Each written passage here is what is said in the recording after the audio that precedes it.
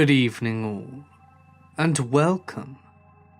Today I present you with an extra long compilation of some truly terrifying stories. I hope you have your flashlights ready, as it's time to get comfortable and let the darkness take control. It's worth mentioning that whilst this story takes place in a Southeast Asian city with a population of over 1.5 million, I didn't always live here. I was born and raised in a small town in the Midwestern United States. You know, the kind where everyone knows everyone, and we only gain attention during an election year. Anyway, my parents and I made the big move in 2014 due to a number of reasons. The biggest being so that my mother could be with her family, since this was her homeland. However, the town where all my relatives live is about 8 hours away.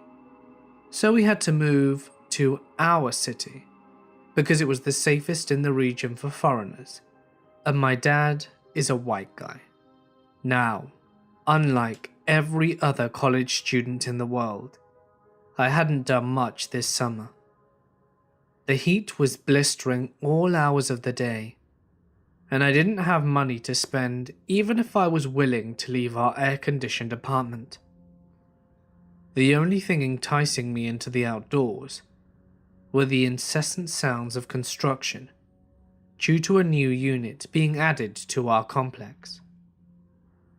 However, leaving was of course inevitable, so towards the end of the month, my parents and I went to buy groceries. The next day, my mum and I went out to buy some things that we had initially forgotten. And the day after that, the two of us went out again to pay some bills. That made 3 consecutive days of going out for the first time in about a month.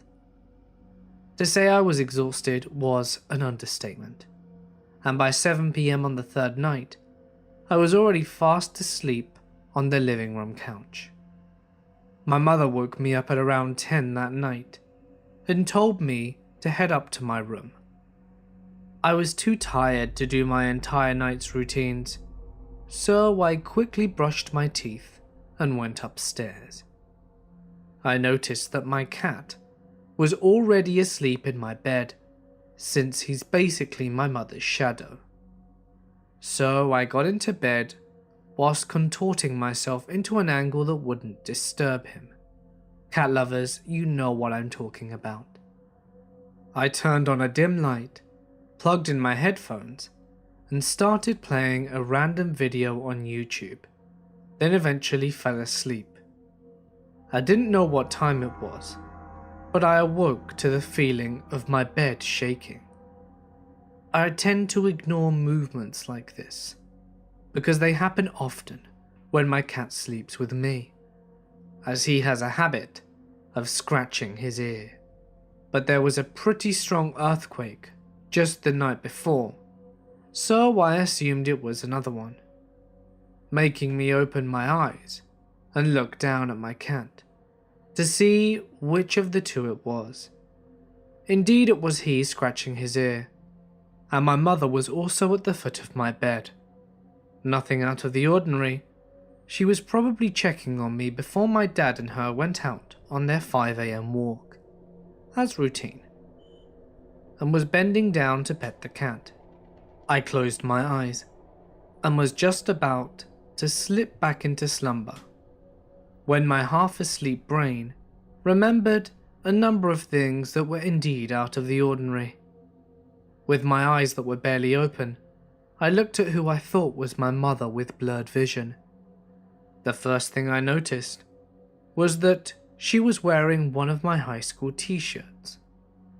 My mother and I are far from the same size, and she doesn't have a history of borrowing my clothes. Weird, but not unsettling.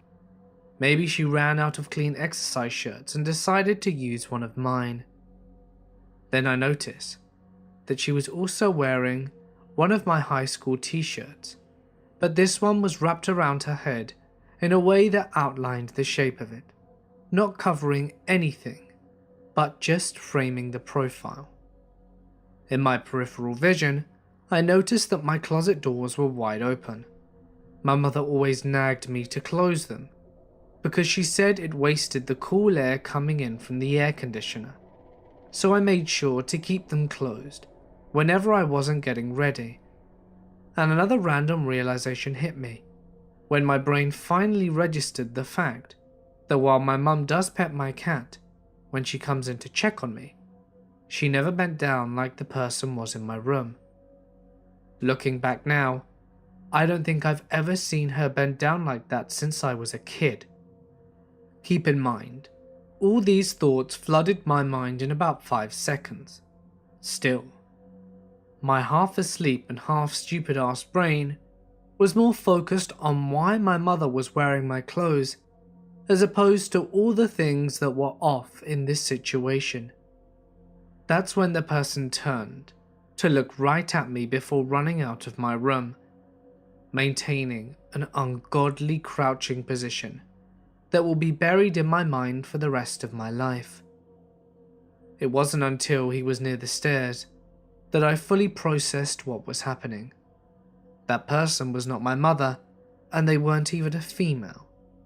Instantly I shot out of bed and instinctively wrapped my blanket around me to cover my nightclothes that suddenly felt so revealing. It was only then that I began screaming.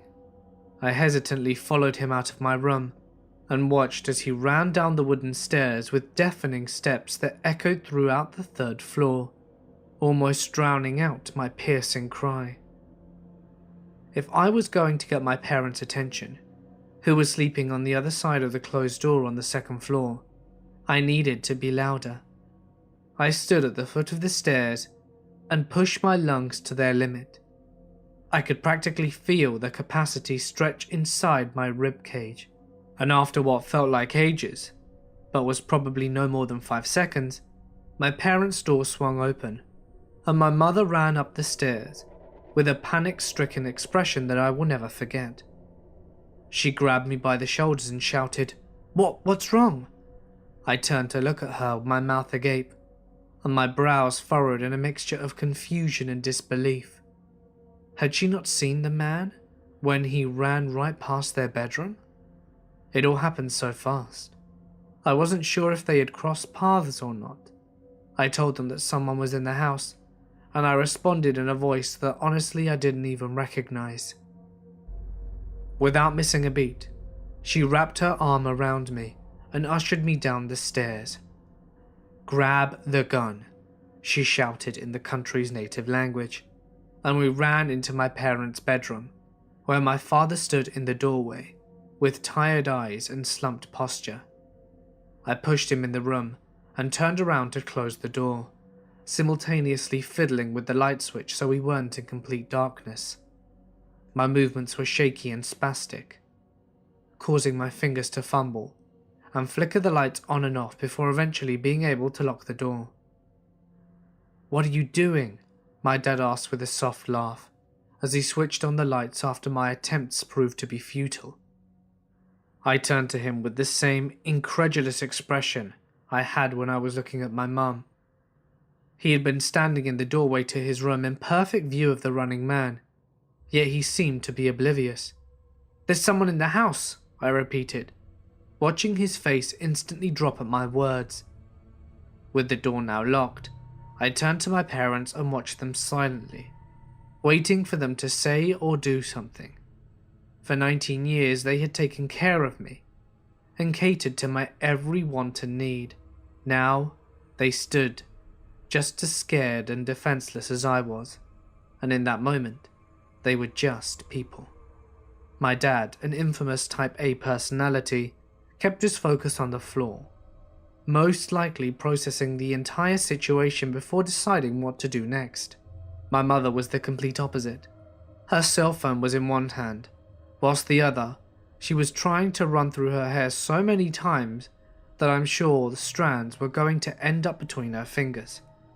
"I can't call 911, it's not working," she said. I took the phone from her and dialed it myself, bringing the phone up to my ear, only to hear a monotone voice say, "Sorry, your balance is too low to make this call." In this country, most of the phones are prepaid, so if you don't have money in your account, you can't make any calls or texts. However, my mum said that she had added to her account a few hours earlier. I tried calling my aunt who lives about 8 hours away, and it worked. And it was then that I figured that you can only use cell phones to call other cell phones, and you can't use them to call landlines, aka 911. The only problem was that our landline was on the second floor hallway, a few feet away from the other side of the door. I told my parents what our options were, and my mother opened the window and began shouting for help in her native tongue. Similar to a knee-jerk reaction, I instantly shut the window. "Don't do that, they'll know we're defenseless and come back." At the time this happened, we had been in the room for about 40 minutes, and I was convinced that if they had left and then heard screaming, they would come back because they would know we were sitting ducks. "Are you sure you saw someone? Maybe you were just dreaming," my dad said, this being his first string of words since barricading ourselves inside. How could he have gotten in? The door has 2 locks and a heavy pole across it. A little context about the pole. After the lock on our screen door broke, my mother had insisted on putting a metal pole across the door to ensure that no one would be able to get in. "No, I know what I saw," I answered without hesitation. But my brain started dissecting the possibilities of the figure simply being a fragment of my imagination. The sounds of movement he made were so vivid, but the situation as a whole seemed too surreal. There was no way someone can get inside with that pole acting as a shield, and neither of my parents had seen the man. Internally, even I wasn't 100% sure of myself, but on the outside, I stuck to my guns. I saw a man. "Okay, then we need to get out of this room and call the police," my dad said. My overreacting got the best of me, and I thought about us leaving the room. Were there more people? Were they waiting for us? Were they right outside the door? Or were they hiding and would spring out when we least expected it? Maybe they were still in our apartment, continuing to raid through our things, since they know that we were too scared to leave. Had they heard my mother screaming for help and came back? We searched the room for weapons to protect ourselves with, but we wouldn't find anything even remotely useful. You may be wondering what happened to the gun my mother was shouting about earlier. It never existed. She just said that so the man would hopefully leave out of fear. So with half a pair of broken scissors in my dad's hand, and a small floor fan in my mother's, we prepared ourselves for whatever was on the other side of that door. My dad unlocked the door and swung it open swiftly, hoping to catch anyone out there off guard. The complete silence, mixed with the eerie yellow lighting coming from our hallway, seemed like a scene from a horror movie. Straight ahead, we all noticed that the door to the second floor balcony was wide open, and the screen on the window next to it had been pried open as well. The first feeling to run through me was assurance. Assurance of knowing that I wasn't crazy and hadn't just made it up. The second feeling to run through me was pure dread, knowing that I wasn't crazy and I unfortunately hadn't made it up. We searched the second floor and found no one and nothing. We then moved onto the first floor, and we found our pitcher of water dripping with condensation on the kitchen table. My mother asked me if I had forgotten to put it back before I went to bed, but I distinctly remember only brushing my teeth. I knew I hadn't gotten it out. Our windows have the glass on the outside and the screen on the inside, contradictory to typical American windows. And we saw that the glass windows were wide open and that the screen had been pried with. However, both of the locks on the door were bolted, and the pole was still in place. We figured that the man had initially attempted to come through by putting his hand through the small gap he made in the window screen, trying to reach for the door so that he could unlock it. However, I suppose his calculations were off, and he couldn't make the distance. That's when he climbed up to the second floor, probably by scaling the apartment that the construction workers had yet to finish, and did the same procedure to the balcony window. He was successful this time, because the distance was much shorter. We called 911 a total of 5 times, and it took them 45 minutes to get to our apartment, despite the fact that we live a 3-minute drive away. While waiting, my mother knocked on other apartments to let them know what was going on. Now, our complex consists of 4 different apartments. The first one is rented out to an online business company. The second is rented out to a family who had just moved in that exact night. We're in the third, and the fourth had no tenants. Neither of them answered, and it was probably because it was 2:30 a.m. The police came eventually and told us that someone had made a call earlier, saying that they heard a woman screaming for help, but that they couldn't find the exact location of the screams. They searched the house, but found no one, and didn't even tell us how to file a report. Yeah, they were pretty useless. The next day, my mum spoke to the people at the first apartment, and they were obviously shaken up. They told her that they had heard her knocking, but that it's company policy not to open the door from 10 p.m. to 6 a.m. My mother moved on to apartment 2 and told them what happened, and the man and his pregnant wife said that they didn't hear anything, despite going to bed at 2 a.m.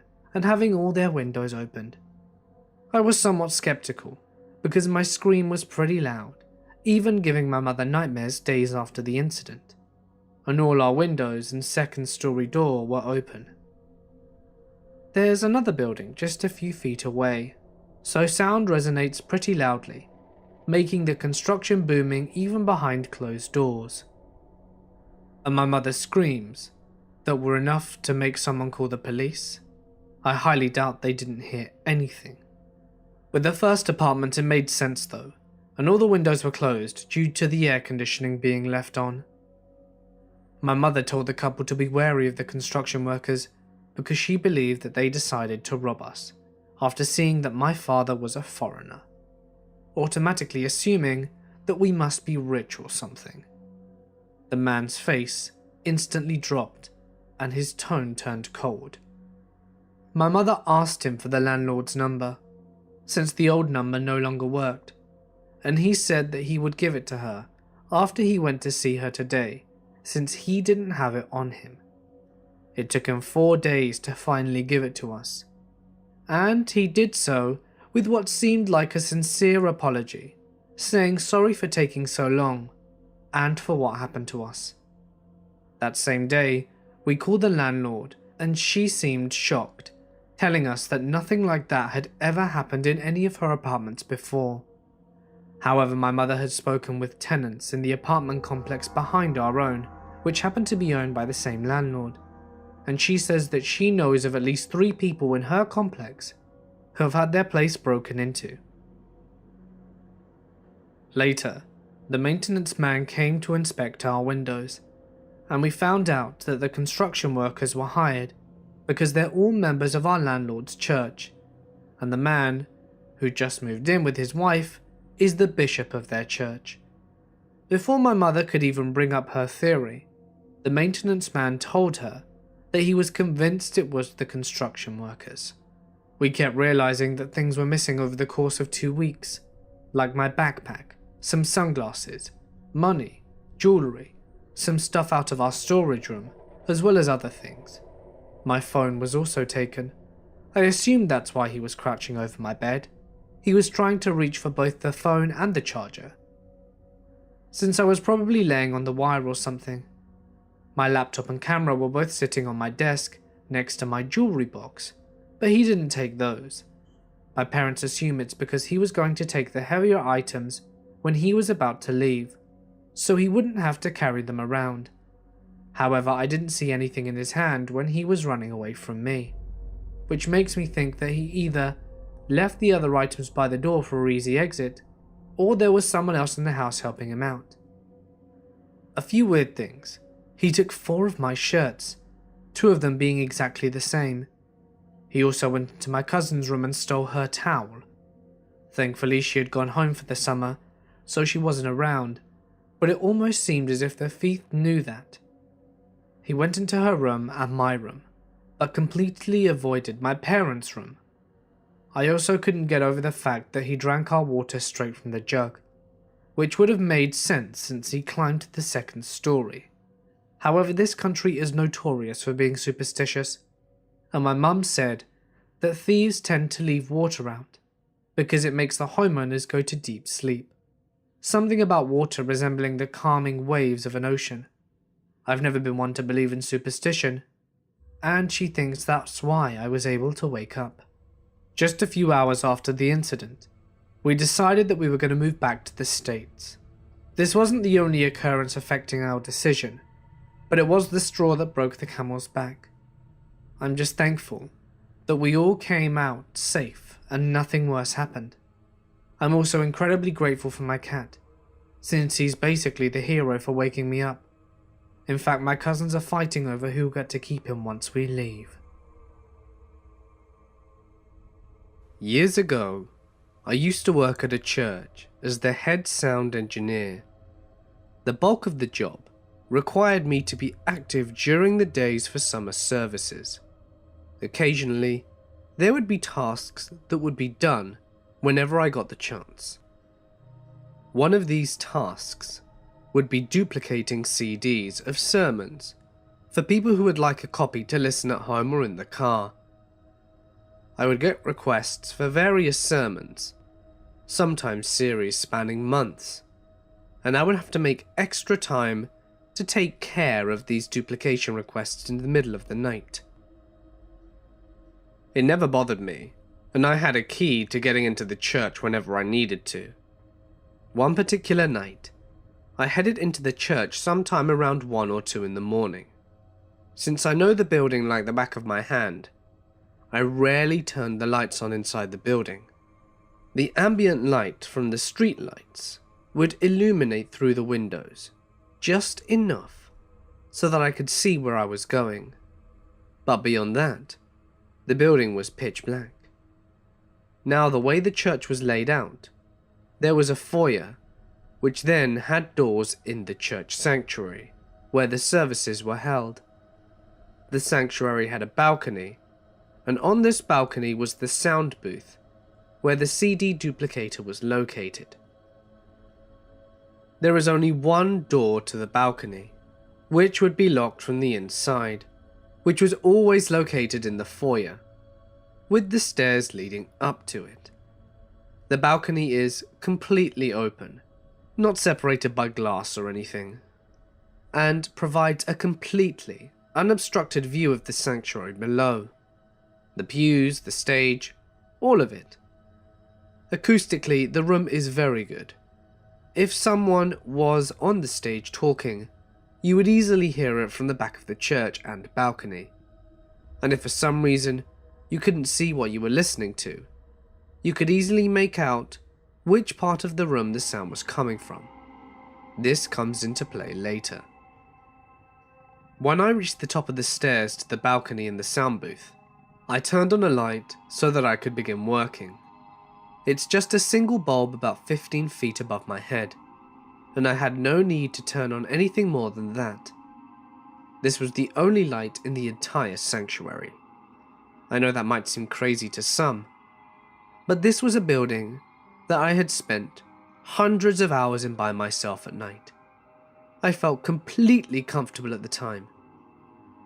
I began duplicating CDs, lost in my thoughts at the peaceful silence of the enormous room. After around an hour of silence, a sound abruptly rang out that startled me about 20 to 30 feet ahead and below of me, in the middle of the pews on the left-hand side. I heard a distinctive clink-clink sound. It was subtle but clear, and absolutely unmistakable to me. Over and over, I knew exactly what the sound was. Allow me to explain. In another part of the church, we had a coffee house, of sorts, where people would load up on coffee and donuts every Sunday morning. The coffee was always dispensed in ceramic coffee mugs. Literally, the most basic common mug you can imagine. Your kitchen cupboards are likely most full of them. Anyway, due to the high volume of these mugs that circulated through the church, there were always baristas from the coffee house picking them up from around the church to be washed. Oftentimes they would be missed, and they would lay hidden around the church, as multiple mugs were usually connected in one hand. By the handle, mugs themselves would hit and make that distinctive ceramic clink sound. It became regular background noise before, during, and after services. After about 10 years of working at this church, it's a sound I knew and recognized very well, but I would be lying if I said I ever consciously thought about that particular sound. So I find myself trying to process why I'm hearing coffee mugs clinking in the middle of the night, in the middle of our church sanctuary, in the pitch dark. I stood there, peering from the balcony into the darkness below, trying to make sense of it for several minutes before curiosity got the better of me. I had to figure out what was making the sound. I descended the stairs and into the foyer, where the light switches were, and flipped them all on. I immediately felt better and entered the sanctuary on the ground level. I had pinpointed where the ceramic sound was coming from when I was on the balcony, but unfortunately, now that I was at the source with the lights on, there was nothing to be heard. It was midweek, and the sanctuary had not been cleaned from the previous Sunday, so I knew that there were probably a few coffee mugs still inside. People frequently left them on top of pews, underneath them, and everywhere in between. I walked down each row of pews, carefully scanning for mugs. Nothing. Knowing there would be likely some on the floor, I go down on my hands and knees in the very front of the sanctuary to take a peek. From this perspective, I could see underneath every pew on each retrospective side at once.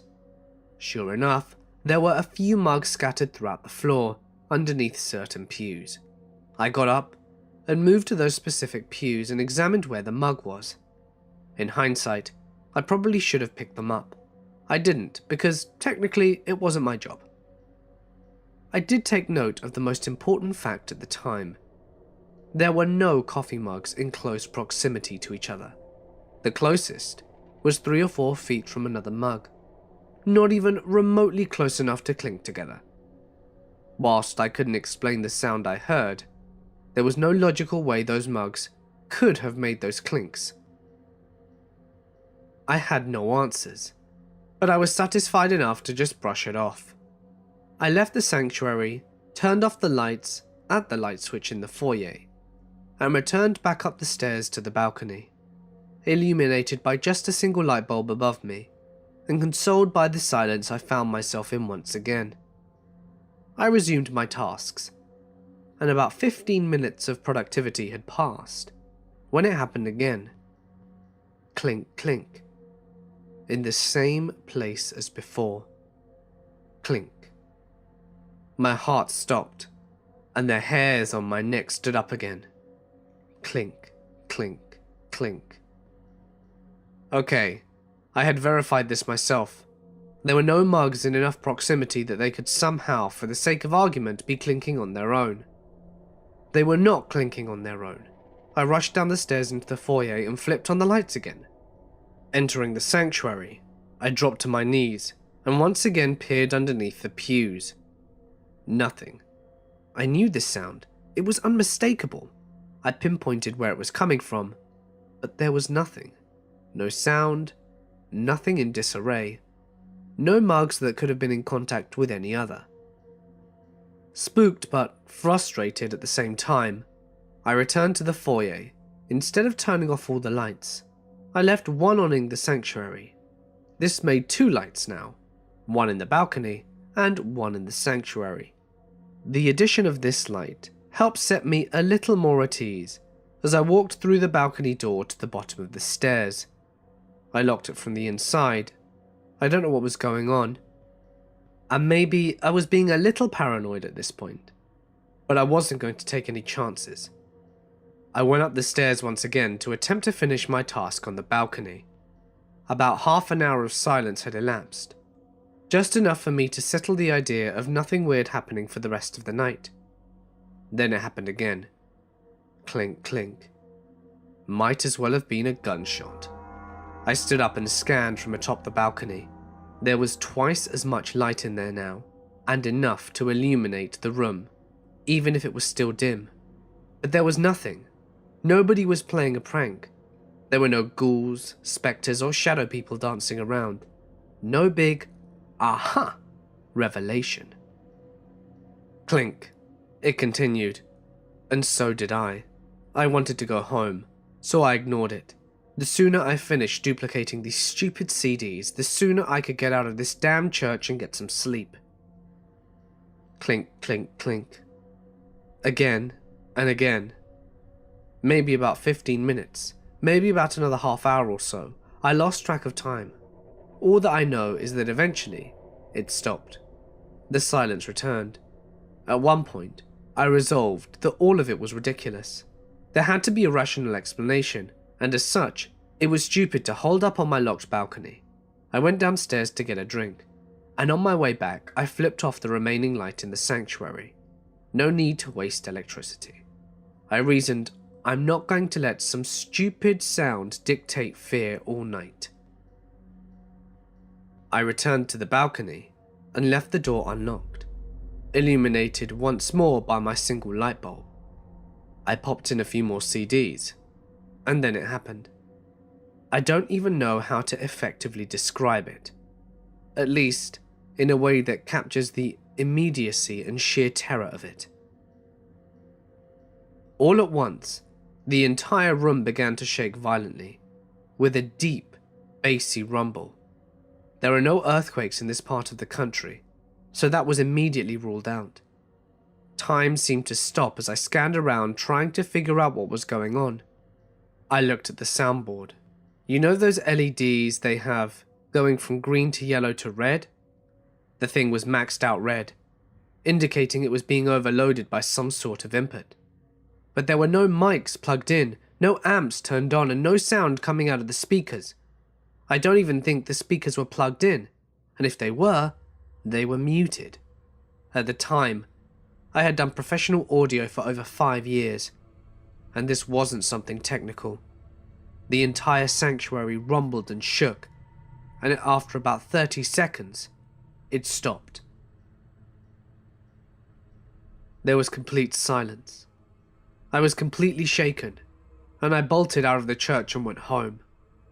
I don't have any explanation for what happened, since there were no ghostly things to show themselves or anything super paranormal. I have tried to explain it with logic, but alas. This house I live in is only a couple of 100 meters away from a small church in a suburb. Although I was brought up a Christian, I was never truly religious, and I only went to said church whenever my parents took me as a kid. My father died when I was a teenager, and we stopped going as a family altogether. After that, I only went whenever my friends asked me to tag along.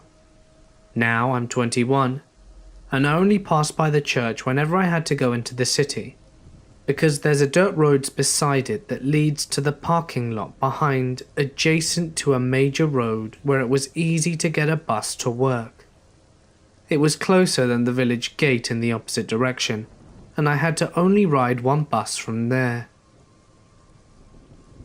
I am not an easily scared man, nor have I previously experienced long-lasting trauma after being spooked, and I'm here to tell you that what I saw besides that church 3 months ago still haunts me to my core.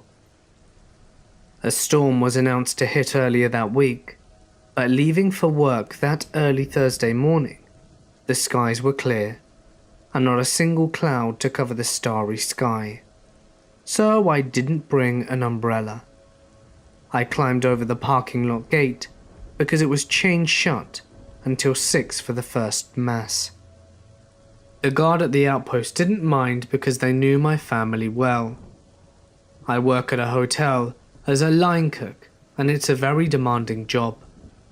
I have to leave home before the sun rises most days, and I work until long after it's set. The only time I get to see the sun is if I'm assigned to the station at a buffet, where I have a view of the poolside. It was an average, overworked and underpaid kind of day for me. I wasn't assigned at the buffet. I stayed in the kitchen, where there weren't any windows, so I was surprised to see the flooded streets when I clocked out. Apparently it had been raining heavily all afternoon, and although it had subsided around sunset, there was still a mild drizzle out. It was around 8 in the evening when I left the hotel, and in my country, flooded streets meant standstill traffic for at least a couple of hours. This wasn't that uncommon. I had dealt with similar situations before, and it also meant I could sleep on the bus, so it wasn't too upsetting. Fast forward to around midnight and it's pouring again. I'm not too far off from the church parking lot, so I decide to get off the bus and start walking, because it hadn't budged for the last 10 minutes. I put my phone and wallet in my waterproof backpack, which also contained a spare shirt, my house keys, and my knife set. I don't mind getting wet, and around this time the parking lot gate was already chained shut, but I climb over it like I usually do. It was flooded knee deep in the parking lot, and there was no security guard at the outpost. I figured he retreated into the church.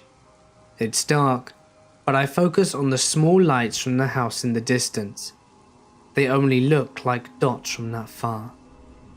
I trudge my way through the open parking lot that could have passed as a kiddie-friendly pool, when I heard this strange sloshing at the far corner of my left.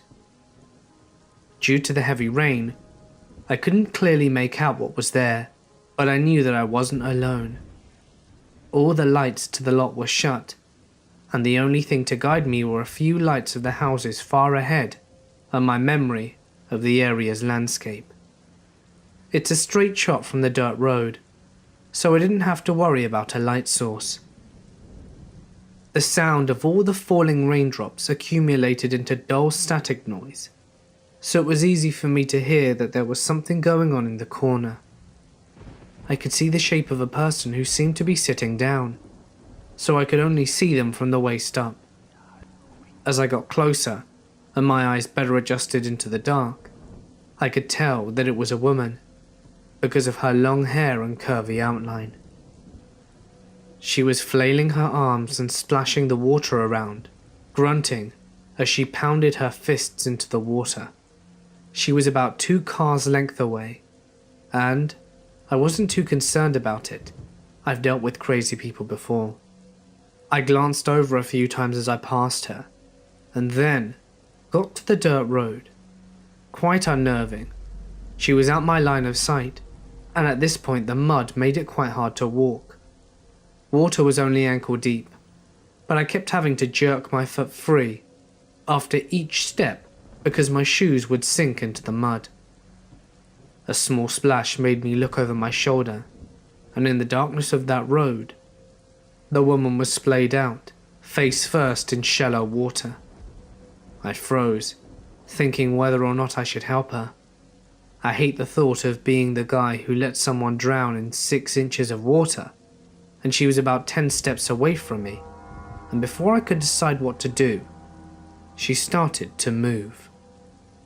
It was too dark to see any details, but her outline was distinguishable enough for me to see that she was looking up at me. She slowly got on her hands and feet, like she was about to stand, but her hand lingered on the ground with her rump in the air. I was already scared pale at this point, My legs didn't work, and I thought of reaching for my knives, but I was honestly too afraid to move. And then she starts crawling towards me on her hands and feet. This sent a jolt through me, and all of a sudden I'm sprinting towards my house. I could hear the splashes behind me along with her coarse breathing, almost like she was coughing, and my eyes started to fill with tears, and the rage against my face made the light in the distant houses blurry. But I knew at that point that I was running for my life. I couldn't tell if she was catching up, but I didn't have to look back. I heard her yell in a voice so rough it resembled a pig squeal. Short, sharp and loud. A wordless shout of anger. I believe that it was the fastest I've ever ran in my life, and at this point I couldn't hear anything but the rain, deafening, unrelenting, and violent. My house was close. I sped by a few houses with their dim porch lights, and I could tell that I was running on asphalt. I didn't know when it happened, but apparently I lost my shoes back at the dirt road. One last bend, and I was at my doorstep. I forcefully tore open my backpack zipper and fumbled around inside for a key, frantically looking around to see if she was still chasing me. I got in the house, slammed the door shut, and collapsed. I don't recall what happened for the rest of the night, but I woke up next morning in my bed. My older brother filled me in. He was awake when I got home that night, and went to the front door when the noise alerted him. He said I was on my knees, leaning against the door and quietly sobbing to myself. He awoke my mum, and they were trying to console me, but I wouldn't speak. They tried to ask me questions, but I would just shake my head. They got me some dry clothes and led me to bed. Over breakfast, I explained what happened, and my mum said she would notify the village guards. I could tell that they were concerned for my safety, but they didn't understand the fear that I felt. My brother even joked about it. I didn't go to work that day. In fact, I took the rest of the week off because I caught a fever. The guard did a minor investigation and even increased patrol for a while, but they didn't find anything but my shoes in the parking lot. When I did get better, I started taking the long walk to the main village gate to work. Going home, I now carpool with a buddy who can get me close enough home that I don't have to use the dirt road route. The days that he can't drive me, I take a taxi, even if it hurts my pocket a bit. I can't walk alone without glancing over my shoulder every 5 seconds. Suddenly loud noises make my heart jump, and I can't stand the sound of rain. I've been getting better though, and I can sleep with the lights off now. I just wish I could stop seeing the crawling woman's shape when I start drifting off to sleep. I wish I could tell you more about her. I honestly do. Because it's one thing to be afraid of things, but when you lack the understanding of what you fear, your mind fills in the blanks with terrifying detail. A few years ago, my husband worked the night shift. He typically got home around 6 AM, and he worked a 45-minute drive away. One night, I decided to let my 2 kids watch a movie in my bed on the laptop. It was already fairly late, around 10 PM, so I figured they'd fall asleep, and that they could just stay in my bed that night. I locked up the whole house, and everyone got ready for bed, and we started the movie. About 40 minutes into it, I heard someone walk through the dining room. My room is directly off the dining room, and it has hardwood flooring, so it's pretty easy to hear the footsteps. I leave the dining room light on for my husband, so I had my door closed almost all the way save for an inch to block the light. I figured he'd come home early and continued watching the movie. After 5 minutes of hearing someone walk back and forth across the dining room and didn't come in, I decided to find out what was up. I paused the movie, told the kids to stay put, and opened the door. The footsteps immediately stopped and no one was there. I looked all over the house, checked every window, closet, and outside. Everything was still locked, and nothing was out of place. Then I heard a meow and laughed at myself for freaking out over the cat, until I walked into the kitchen to feed him, and he was sitting outside on the back porch, and the door is locked. Then my husband called from work, 45 minutes away, because a neighbor had their house broken into a couple of streets over earlier that day. I lost it and started crying. I was terrified.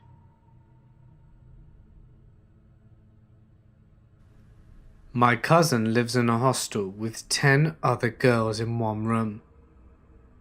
All of them were gone, except for her and the girl who sleeps in the bed across from hers. I understand my cousin's hostel is near a forest. You must understand that Malaysia is 62% forest, so this is not uncommon. It was around 10 p.m. at night, and my cousin was lying down in bed, watching K-drama on her phone with low volume without headphones. Out of nowhere, her roommate called out to her.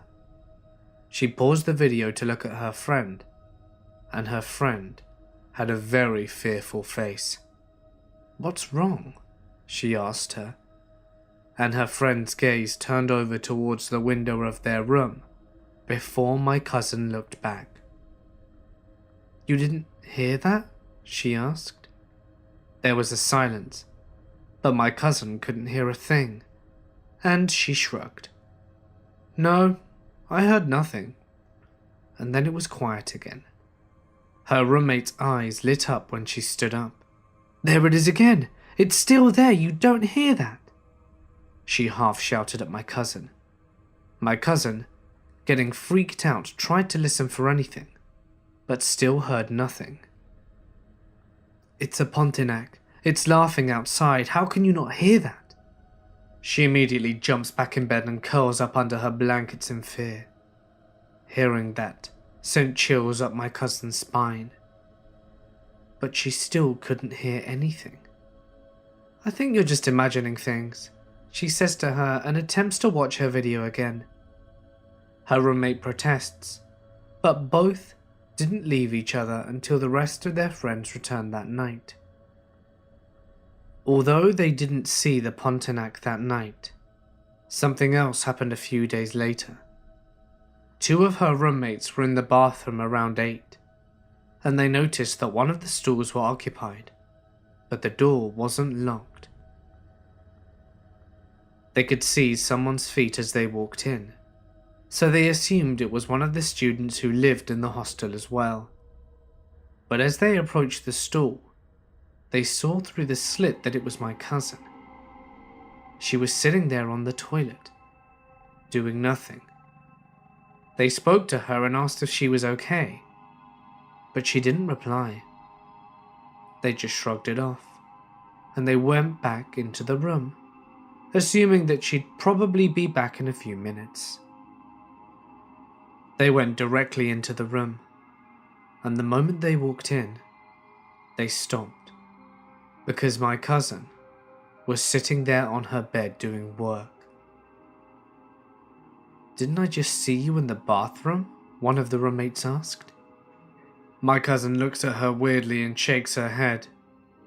"I don't go into the bathroom alone. You know that. I've been here the whole time," she says. Both of her roommates felt chills up their spines, because they knew that they'd just seen her before they left. And even if she ran out of the bathroom to get to the room first, there was no way she could have done so without them seeing. So it was freaky that they saw a spirit that copied the way my cousin looked. Could it have been the same one?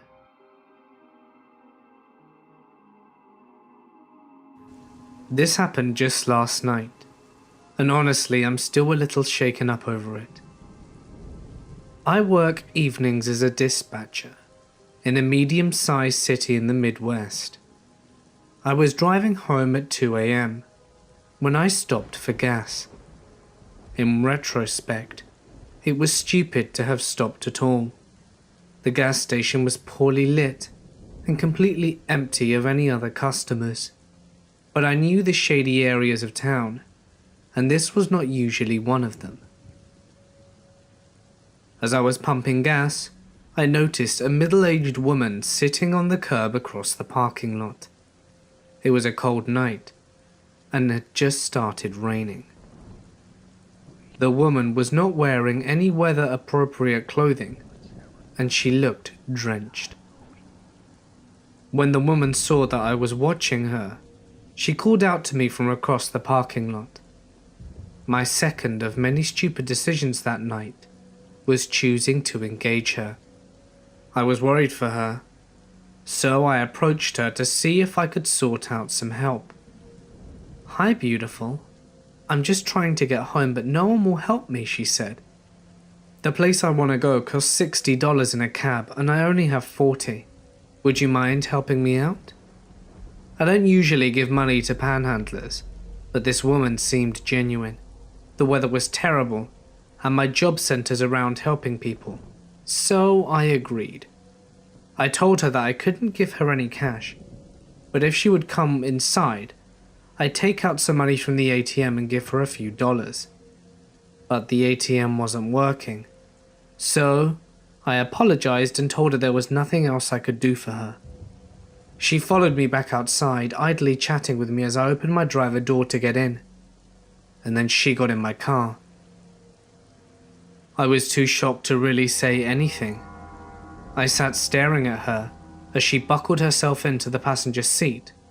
As soon as I got into my car, her demeanor changed entirely. She no longer seemed forlorn, as much as she did extremely excited and restless. "Just take me to my aunt's," she said. "She can give you money." Of course, alarm bells were going off in my head. Although my first instinct was to tell her to get out of my car, my gut tells me that it would be dangerous. She's already proven to be unpredictable. She seemed to be high, and I didn't know if she had any concealed weapons. Forcing her out of my vehicle, I thought had the potential to elicit a violent action. "Where are you asking me to take you?" I finally said. "Just start driving and I'll tell you where to turn." "No. If you want me to consider driving you anywhere, I will need you to tell me where we're going," I say, with no real intention of driving her anywhere. "Don't worry, honey, I'm not going to rob you. Just drive." "No," I repeat. I was asking her questions and she got really agitated.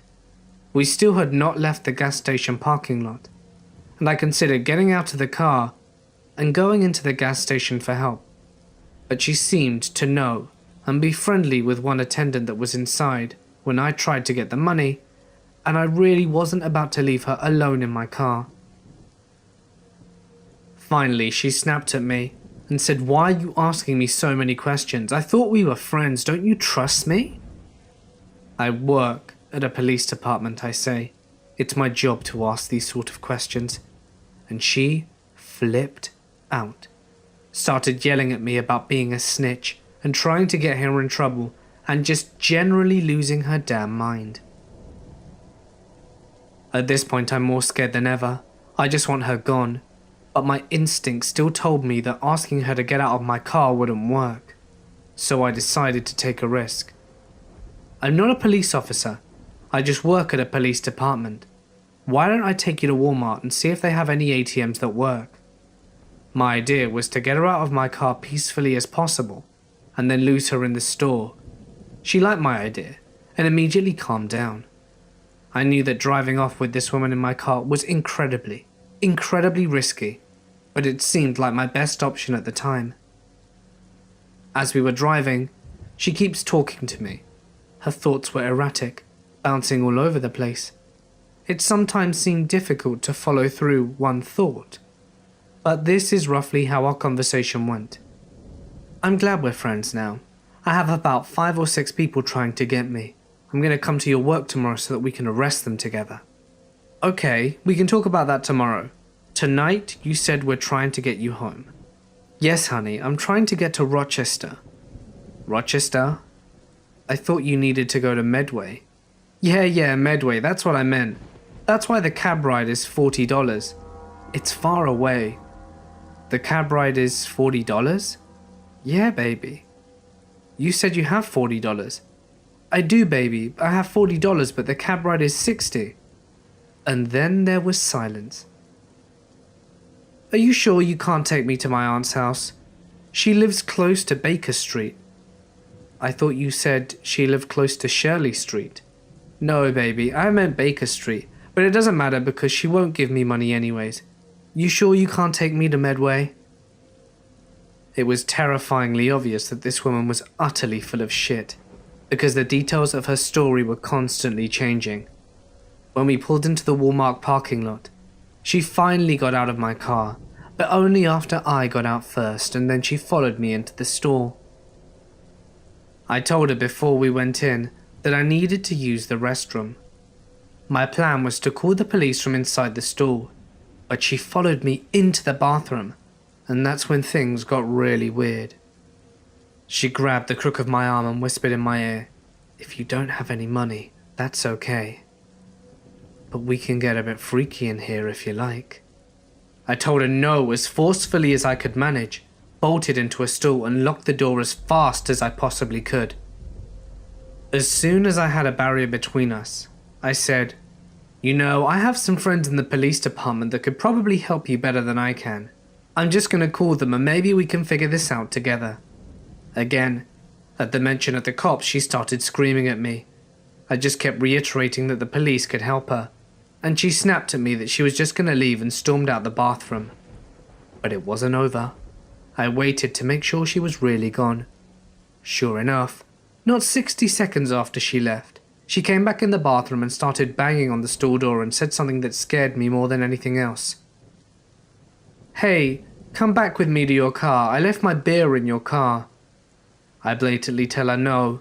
I saw her get into my car and she had absolutely nothing on her other than the clothes on her back. And after that, she left the bathroom again and didn't come back. I waited a good 5 minutes before exiting the bathroom, and I immediately found a manager who called the police for me. Thankfully, I was in a different police jurisdiction than the one I worked in, because I was mortified at how entirely stupid I had been the entire night, and would have died of embarrassment if any of my co-workers had responded. The officer that responded took my statement and advised me to be more careful in future. He said that sometimes panhandlers turn violent, and that just recently there had been a report of a woman who matched my description assaulting a good Samaritan that stopped to try to help her. I definitely learnt my lesson on stranger danger, and I'm lucky to have come out unscathed.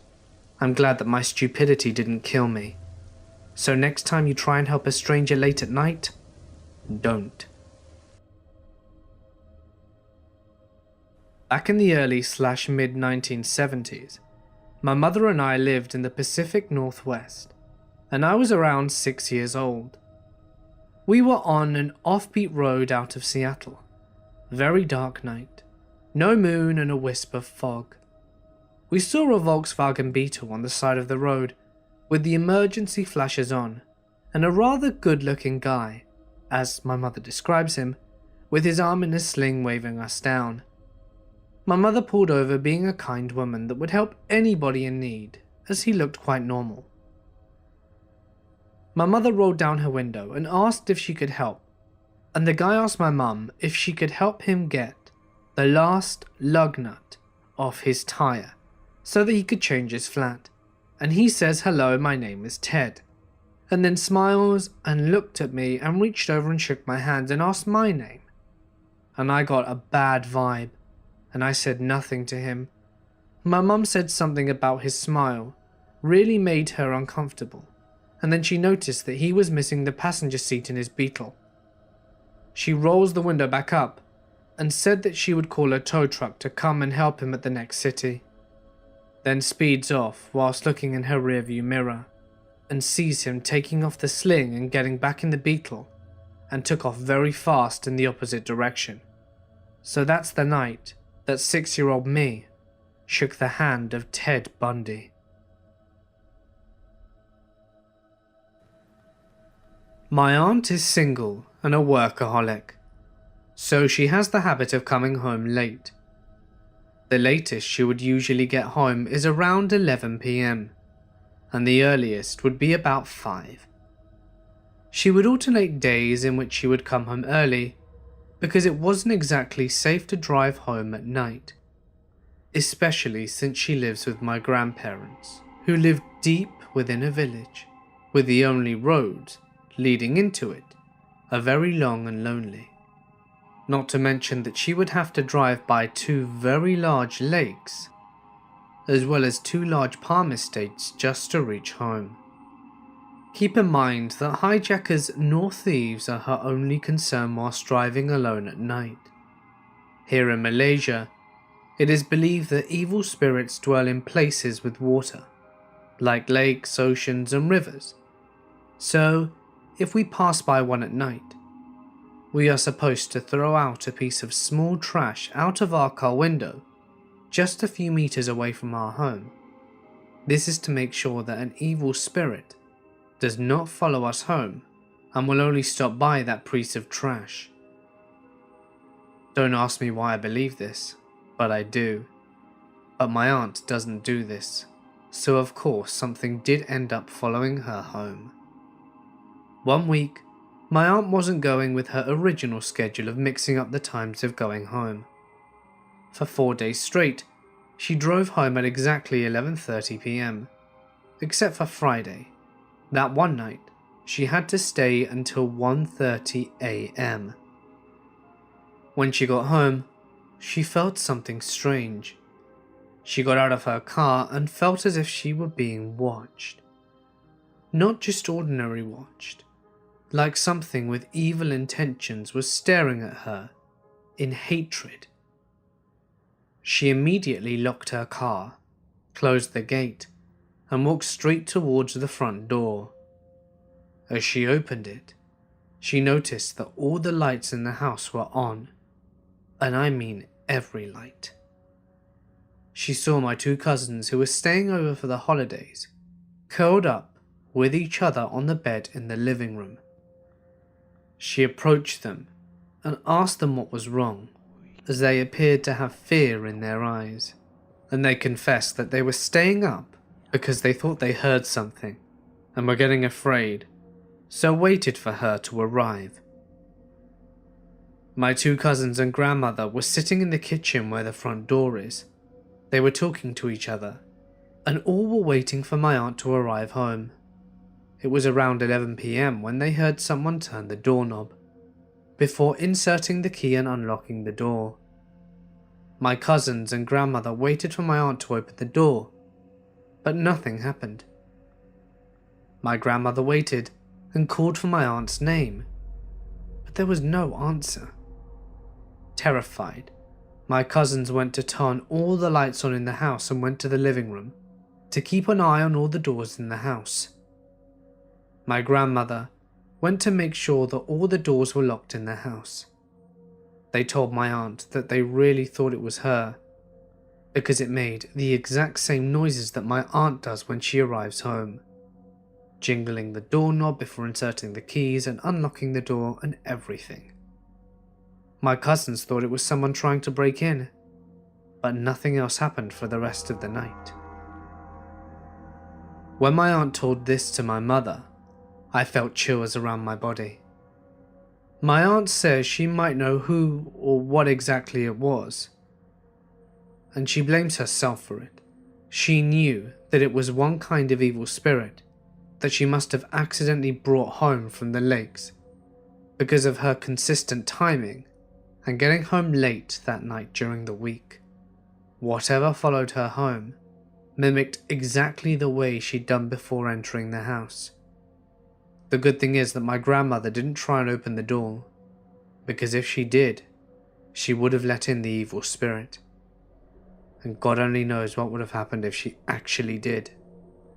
Ever since that experience, she immediately resumed her normal schedule of alternating the times, because she didn't want another one following her home. My story takes place 19 years ago. I am a female and was 16 at the time. I'm 5'7", and I was around 130 pounds, and I like to think that I'm strong. but I couldn't take on 2 young men. So it begins, with my mother and stepfather going away on vacation and leaving my 17-year-old sister and I home alone. They did this quite often. My parents were not winning any parenting awards. My sister and I didn't get along either. She was a nasty piece of work, and luckily, she decided to go stay at a friend's house while my parents were away. I was nervous about being alone, so I had my boyfriend stay with me. He was a pugnacious dickhead, but I'm glad he was there. So one night, Brett and I were at my house, and we had just started messing around when I heard a really loud knock at the door. My room was in the basement, but at the landing area between the stairs, there was a window that I could see the stairs that led up into the alcove of our front porch, and I could see 2 people standing there. And just as I was peeking out to see them better, one of them saw me. I remember feeling the breath sucked out of my chest. There were 2 young men standing on my front porch. It was almost midnight, and I had no idea who the hell they were. The guy that saw me let his friend know, and they both looked in the window and asked me to come to the door. My boyfriend had gone upstairs to open the door, and I remember freaking out because I told him not to go. I didn't know these people. He was one of those guys who thought he was Mr. Tough Guy and believed that he could fight anyone. He was telling the guys to leave, and just as I joined him at the door, they saw me and called me by name and asked for me to let them in. Brett told them to go away. One guy, I think his name was Wes or Les or something like that, said to come outside and that he just wanted to talk to my boyfriend. I said no thank you, we're going to bed, and shut the door. I was really confused and getting quite frightened. They stood on my doorstep for a few minutes, and then started knocking again.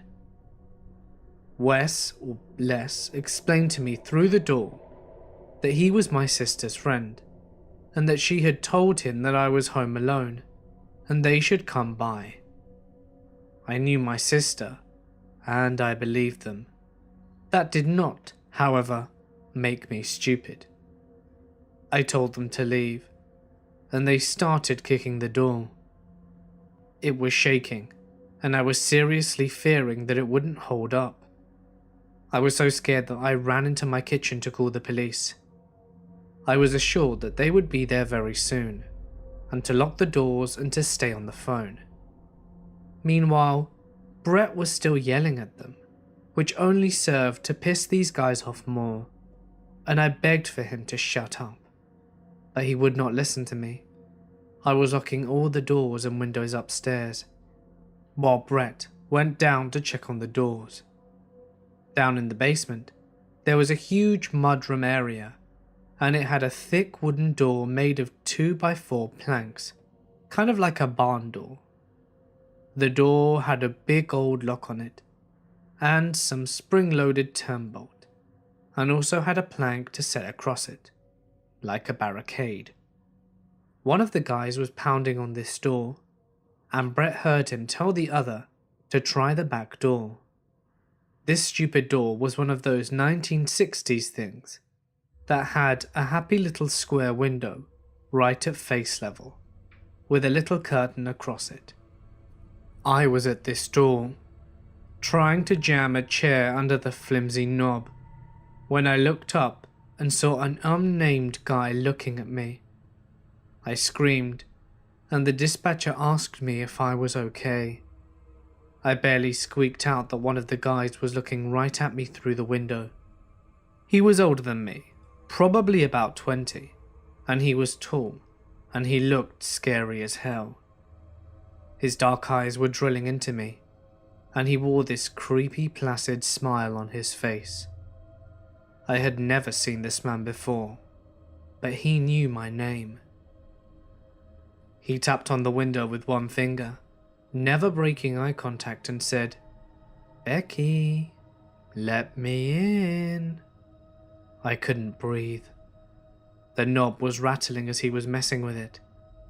He said again, "Let me in, Becky. I just want to see if you're okay.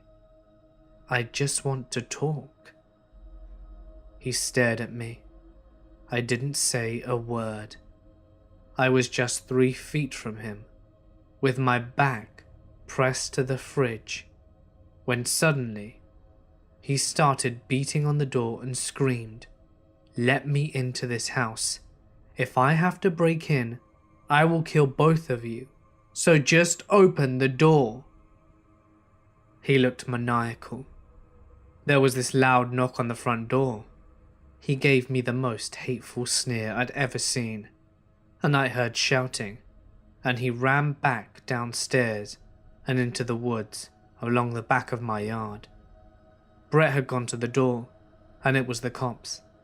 There were 2 female officers at the front, and one was just starting to raise her voice, asking where I was when I came to the door too. I was so relieved. I started sobbing, and told them that they had run away through the woods. Luckily, the woods were not very deep. They actually ran along the bank of a large river, and there was just a bridge up there from where the woods met the road. One officer ran around the back, whilst the other stayed to get a full description and take my statements. The first officer came back and spoke with the second one, and she said that she saw them running across the bridge. They both left in a hurry. They hopped in the cruiser and sped off. I was still crying and shaking, but I was absolutely furious at Brett for riling them up. I went to make myself some tea, thinking of all the ways I could kill my sister when she got home. I had so much anger, fear, and adrenaline pumping through me. I could have ripped her to shreds at that very moment. 20 minutes later, the cruiser came back, and there were 2 guys sitting in the back seat, and the officers wanted me to confirm it was the right guys. I looked through the window and saw them. They still looked terrifying to me. They were in cuffs and couldn't get to me. But I would not get close to them. Neither would look at me, and I confirmed it was them. We spoke for a bit, and I told the cops about my sister, suggesting that these 2 men should come see me. The second officer wasn't impressed. I pressed charges for attempted forced entry, property damage, as they had broken a window in the living room, trespassing, disorderly conduct, and attempted assault. Initially, they both pleaded not guilty, but later admitted to some of the charges, and they both got 18 months in jail, and were forbidden from contacting me or my boyfriend ever again, and to be at least 500 meters from me at all times. I never heard from them again.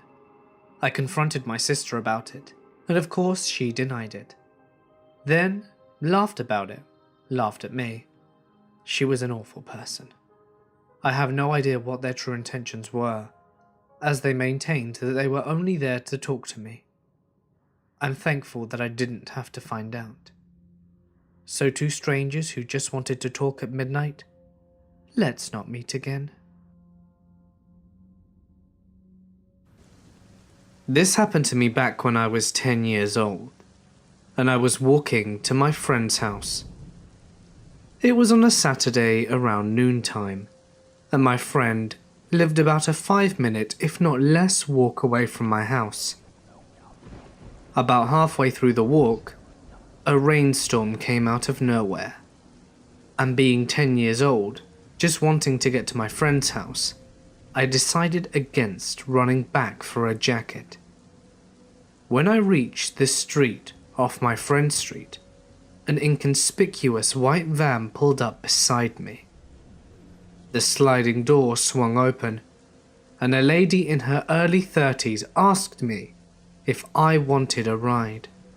as it was raining outside and I had no jacket. Being a very safe kid, I told her that I was going to a friend's house just up the street and that I would be fine. She responded by insinuating that I had to get in with them and that they would drive me. A little backstory on the van.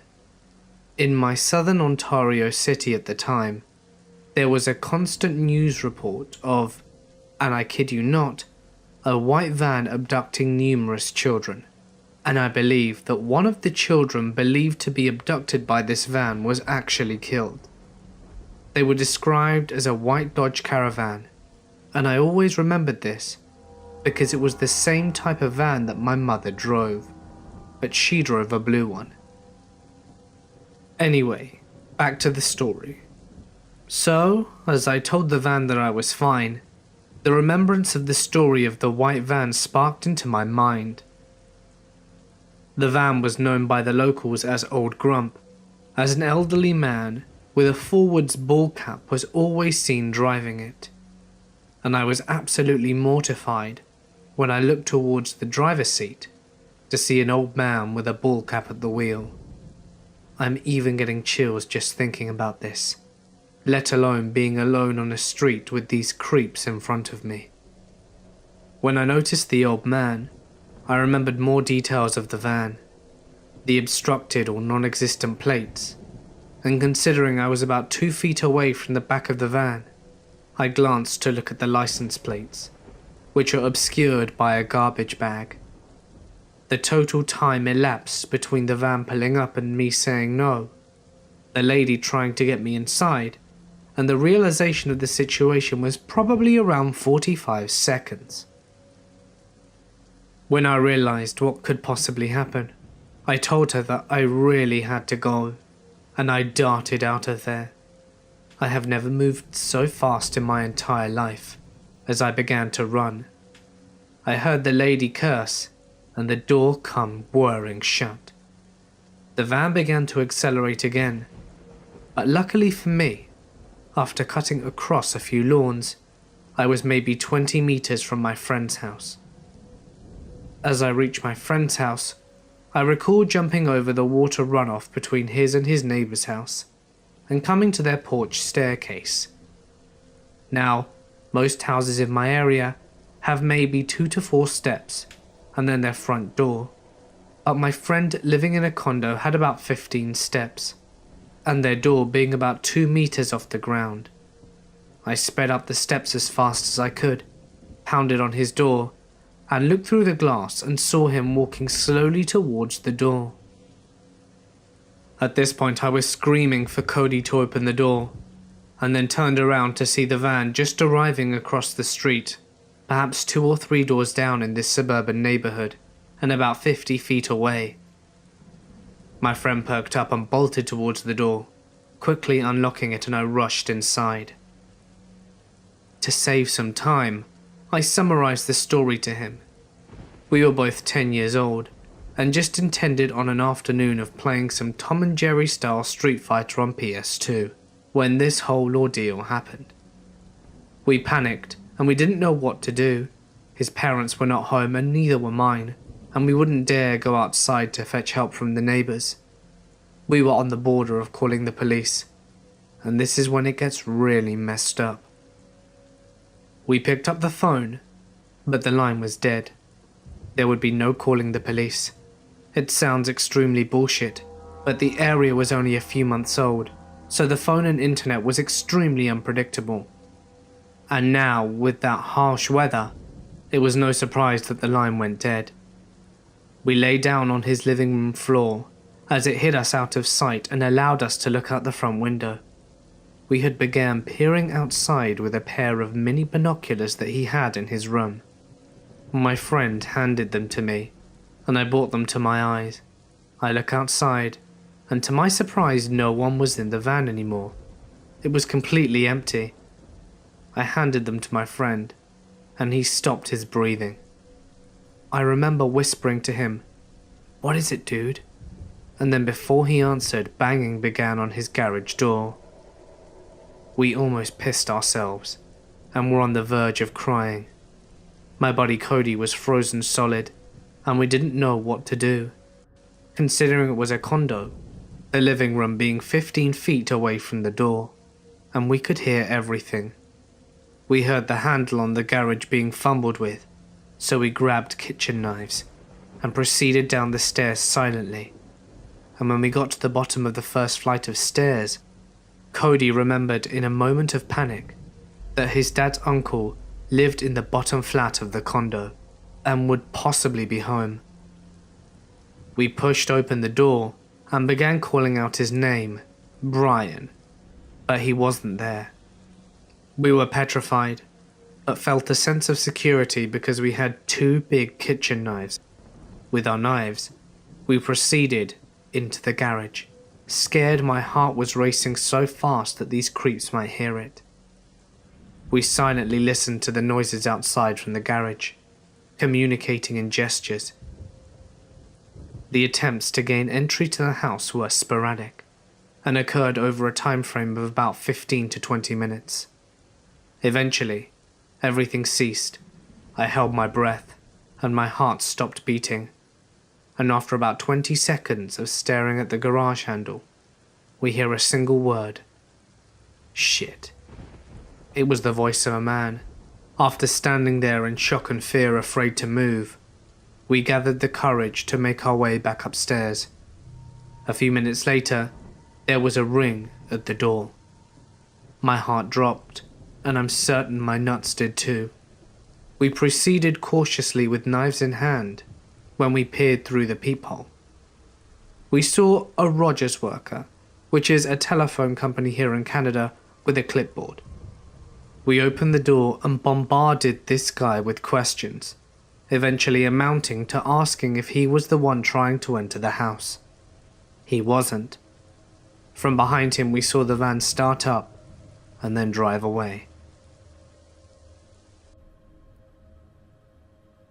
I have many aunts and uncles, and each of them have their own creepy experiences while working at one point in their lives. The one that I remember the most is the one that told me the stories of her working late at night at an old factory in the middle of nowhere. This was before she was married. There are several incidents that had occurred in that factory regarding the paranormal. My aunt only told me 3 of them, and all of them happened in the women's bathroom. My aunt has to work during the dead hours of the night with few other female workers to help organize documents for the factory. There were only about 5 or 6 of them at work in the office area, so the rest of the factory was dead silent. One night, my aunt wanted to use the bathroom, so she left alone since the bathroom was right down the hall. As she was in there, she heard the main door open. She thought it was one of her colleagues, and then she heard the stall door at the very end slam shut. The way the stall was closed was by no means ordinary. It was a big slam, loud, intentional. It was quiet for a few seconds before another door slammed shut, equally as loud. She immediately felt a chill up her spine when she heard the 3rd door being slammed, and when the store door next to her slammed shut, she bolted out of there. She didn't look back or anything, and just immediately ran back to the office with her pants halfway down her legs.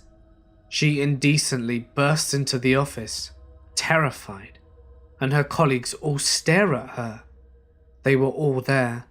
No one had left the office ever since she had. They all asked her what's wrong, and she said that she heard something slamming the store doors over and over. They said that they'd heard it too, but assumed it was her doing. Perhaps she was venting her frustration. She denied it and said that it wasn't her, and she's not sure who did it. But, in truth, she didn't want to know. On another occasion, another one of her colleagues was in the bathroom fixing up her hijab alone.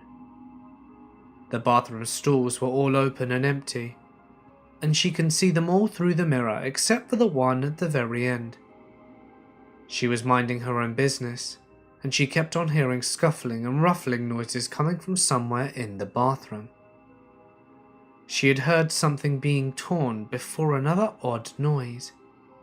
She stops and looks around to see if maybe another one of her colleagues came in without her noticing. When she saw nothing around her, she finally realized that the noise was coming from the very stall that she couldn't see inside of. Slowly and scared, she approaches the stall to see what's going on. When she reaches close enough to see inside through the mirror, her heart stops, her body goes cold, and her face turns whiter than a sheet. In the bathroom, she sees a small childlike spirit with long frizzy hair crouching over the toilet, eating away at the trash. She can see blood dripping down its hands as it devours the period pads that were in the can. Alarms went off in her head, and she immediately backed away and ran all the way back to the office and told her colleagues about the incident. Let's just say they all decided to leave earlier than usual that night. The last one is of another colleague of my aunt. She was alone in the bathroom, fixing her hair, and was about to leave when she felt a presence next to her. She turned her head and saw a woman who looked exactly like her. And when her colleagues came in to see what was wrong, the figure was gone. She decided to go home immediately after the incident. I'll start off by saying I'm a plump girl, around 5'3" and 24 years old. I had just gotten out of a 3-year relationship and was feeling a little lonely and just wanted to have some fun. My friend convinced me to download Plenty of Fish, which is a free dating app. Against my better judgment, I downloaded the app and spent 2 hours messaging idiots and was ready to give up. Then, a seemingly nice Asian guy named John messaged me. He seemed to say all the right things and was super cute, but I had a weird feeling in my stomach. Something was telling me that it was just too good to be true. My friend told me that I was being paranoid and that we should meet up because I needed to get out of the house. Reluctantly, I took her advice and asked if he wanted to catch a movie, since he only lived 1 town away. He messaged me back a little too quickly for my liking and said that he would love to. John also had a request. He wanted me to accompany him to get a small tattoo before the movie. I thought it was a little weird, but I agreed. The morning of the date, he texted me and said all of a sudden the age transmission on his car blew out, and that I would have to give him a ride if he still wanted us to go. This raised several red flags, but I stupidly agreed. When I picked him up, he seemed to be nervous because he was shaking quite a bit. I asked him if he was okay, and thinking maybe the issue with the car caused him to get into an accident. John said that the transmission on his car blew out 3 years ago, but it was only this morning that he told me it had happened. I looked at him very confused and felt the feeling in my stomach get 10 times stronger. John smiled widely and instantly tried making out with me. I pushed him away and asked him what he thought he was doing, and he said in the creepiest voice, "You're just so beautiful," and tried again.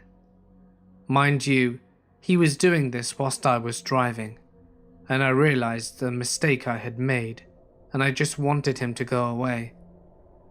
He told me to pull into Popeyes in order for him to get some food.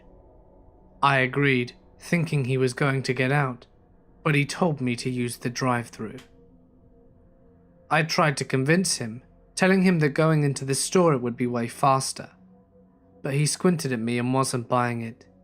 He said, "They always try to get away."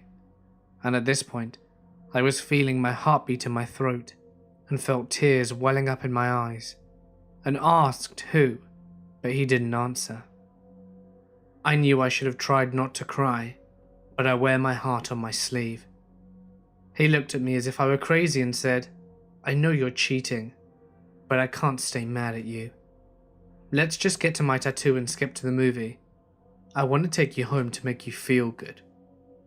I tried pulling myself together, but I swear I was on the brink of a panic attack, because I had a complete maniac in my car. I drove to the tattoo parlor and tried acting as if things were normal until we got inside. I know you're wondering, why did I go in? Well, before he exited the car, he squinted at me and reached over and turned off the car and took the keys. Now he was a very large guy, about 6'4" and 189 pounds, and I was in no position to take anything from him or make him get out. When we got to the tattoo parlor, I tried discreetly asking for help, but they thought I was joking.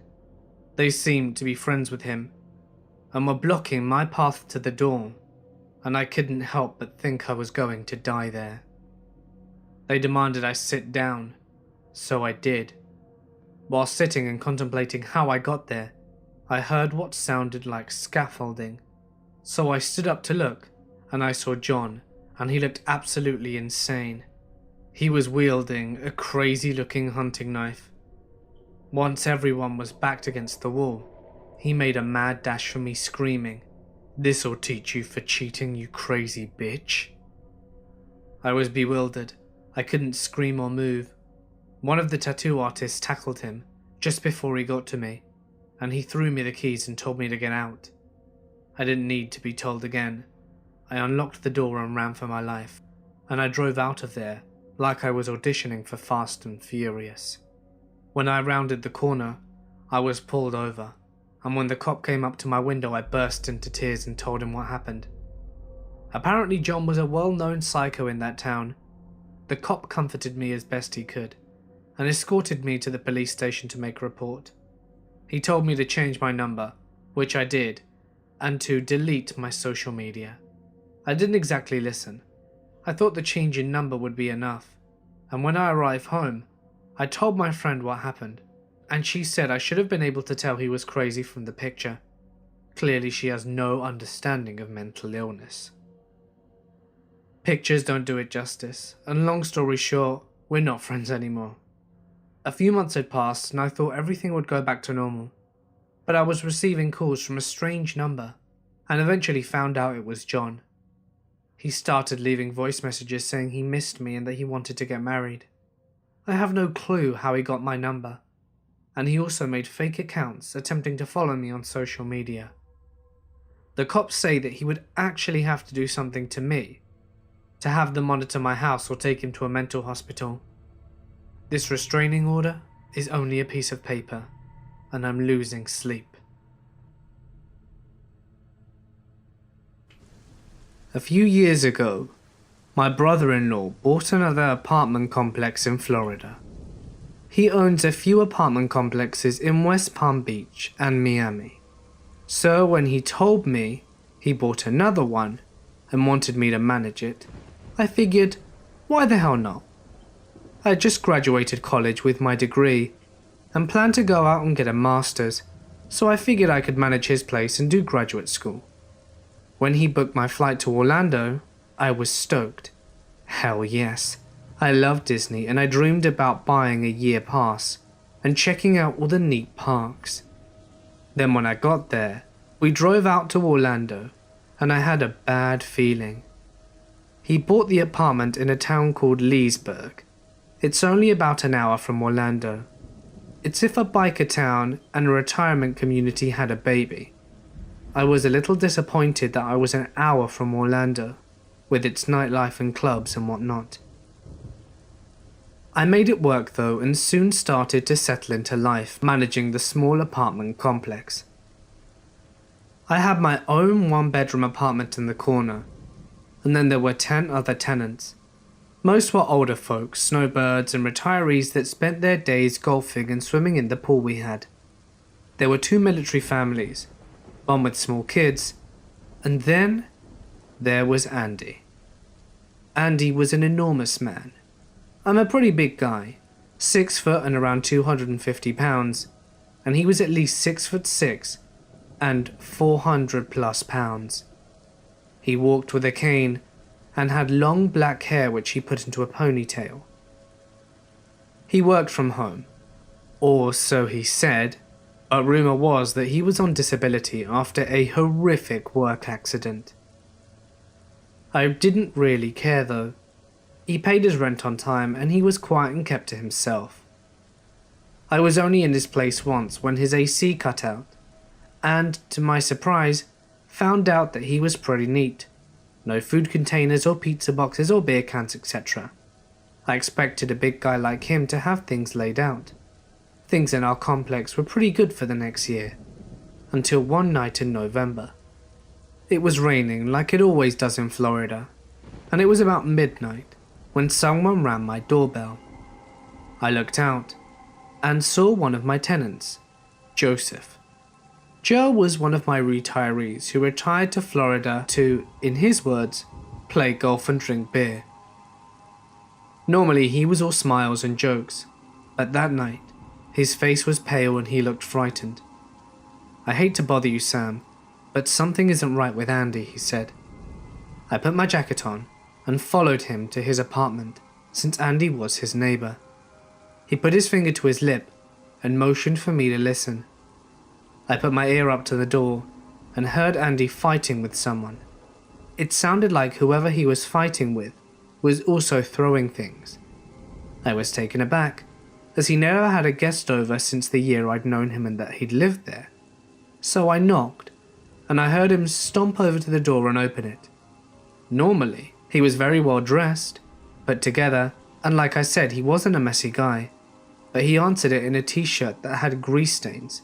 His hair was limp and greasy, and he reeked of BO. I peered behind him and saw that his place was a disaster. I asked him if everything was okay.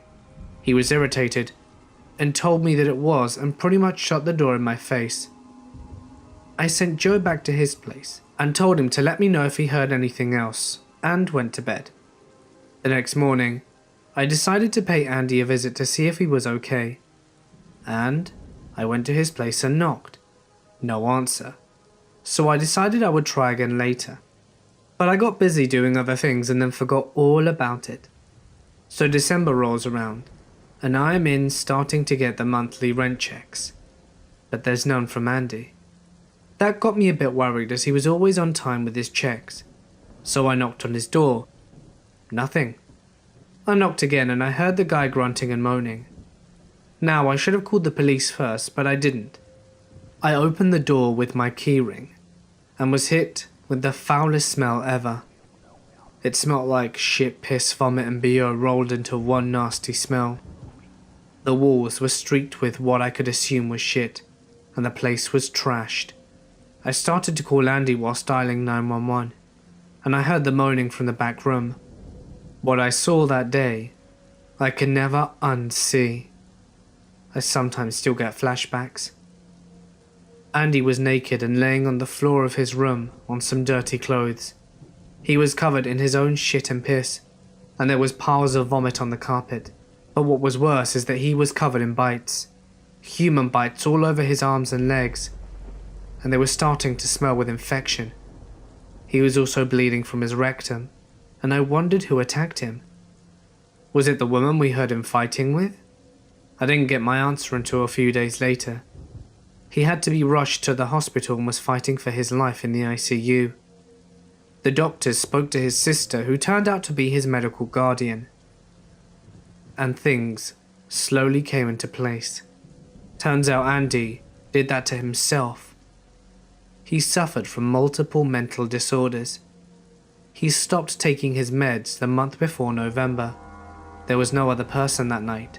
He was arguing with himself. Those bites, he infected himself. The bleeding from his rectum was from inserting a foreign object in there and doing so much damage it ruptured his internal organs. He ended up pulling through and went back home to live with his sister. I had the task of cleaning the apartment, and what I found whilst cleaning pretty much freaks me out, the same as finding him. He had a shoebox full of cutouts from magazines, old family photos, and even photos he obviously took of the residents of the apartments, including myself. All of the eyes were burnt out with cigarettes, and on some of them, X's were put over the mouths. I'm not sure if that was part of his mental decline, or if he was always that creepy and I just never noticed it. All I can hope for you, Andy, is that you got the help you needed and are feeling better. When my aunt told me this story, it was so casual, as though it was no big deal to her. But I didn't sleep well that night, or for a few nights for that matter, after hearing it, and I swear my mind wasn't helping either, because it kept on creating noises and images that weren't even there. So here's the story. My aunt and uncle were driving down a long and lonely road late one night. They were travelling and decided to use a less crowded road because they needed to get to their destination quickly. This road was long, with nothing but dense forest on both sides of it. Not even a single light or car is available on that road, so you can guess that ghosts or spirits like to lurk around, since there's no one there at night. As they were driving along this road, my uncle saw something in the distance. At first glance, it looked like a person crossing the road, so he slowed down. When they were driving closer and closer, the figure started taking a clearer and more defined shape. Horrified at what he was seeing, he came to an immediate stop. There, right in front of them, was a floating head. The head had long black hair flowing in the air, and from the head attached its spine and organs, but it had no limbs or torso. It was making a jingly sound, like a glass clinking. It floats across the road without taking any notice of my aunt and uncle's presence. Shivers ran all over their body, and they felt the cold breeze that ran to their very core. They were seeing a ghost called a Hantu Balong. My aunt was brave enough to even look at the spirit as it passed, staring at it and trying to find the rest of its body, but saw none. When the head disappeared into the forest, they immediately sped up the car to get the hell out of there. I wasn't sure if they saw anything else that night, but that was enough to scare the shit out of me. It didn't help that I had to stay alone that night either, and I swear my mind likes to psych me out too, by creating that jingly noise that isn't even there. So thanks, Auntie, for giving me all of those sleepless nights after telling me that story. Though it makes me wonder, if such a thing can be seen, who's to say they aren't real? A trick of the mind? A hallucination? It's possible. But what if they weren't either? And how come they both saw it at the same time? I came home late one night when I was 17, and the rest of my family was already in bed. I go to my room and just do typical stuff before bed. Work on my homework, speak to my friends on the phone, and listen to music. Finally, I go to bed a couple of hours later and nod off. I'm awoken by some rustling underneath my bed, but assume it's just my cat and roll over again to go back to sleep. A short while after, I'm awoken again.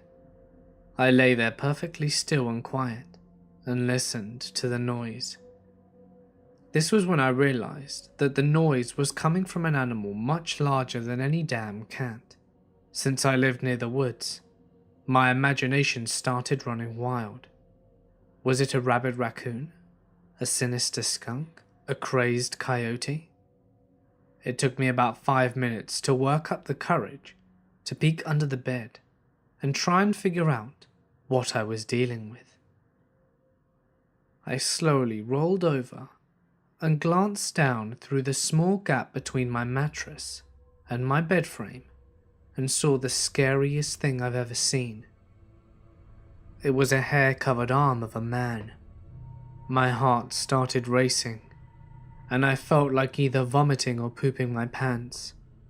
I knew I needed to run, but all I kept thinking of was that this diabolical murderer/rapist was going to slash my Achilles tendon as soon as I stood up, and my ankles were within reach. I finally gathered the courage to leap from the bed and make a dash towards the door. This was when I realized that it was actually possible to be so terrified that no noise came out of you when you scream. I made it to the door and was running from the stairs up to my parents' room when I was grabbed from behind and a hand clamped over my mouth. Long story short, once the guy started whispering for me to be quiet, I realized who it was. It was a guy I'd been on a few dates with. He was trying to apologize for scaring me and said that he didn't mean to and that he just wanted to see me when I was alone. Hysterical me started crying and told him to get out of my house, and he had the nerve to ask me for a ride home.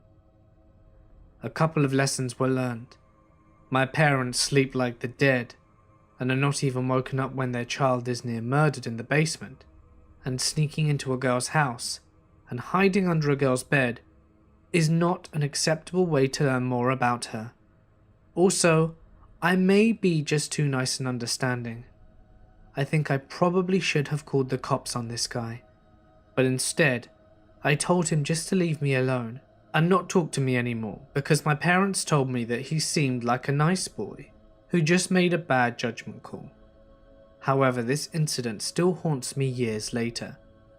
It seemed really scary to me. I attend an extremely old college in Ireland. It was built in the 1700s as a seminary for Catholic priests during the collapse of the penal laws. It's now a generally secular institution, although it still has strong Catholic ties. I am a believer in God from a Catholic family, but I wouldn't call myself Catholic. The college accepts all denominations, nationalities, and sexual orientations, so it's generally a great community-driven place. I am a history student, and during a recent class, we were told that our college was the site of a massacre of Irish rebels during the 1798 rebellion at the hands of the British. Some died on the front steps and others inside.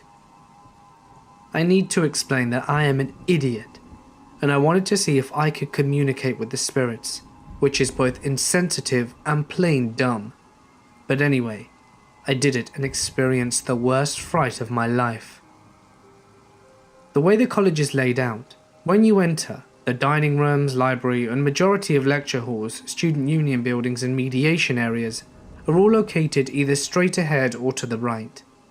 The place is very Hogwartsian, and there are numerous stone steps leading everywhere. There's many stories to this building. It's very large, but the college population inclusive of staff and students, as well as daily visitors, is quite small. This means that after 5 o'clock, it's often deserted save a few people in the library.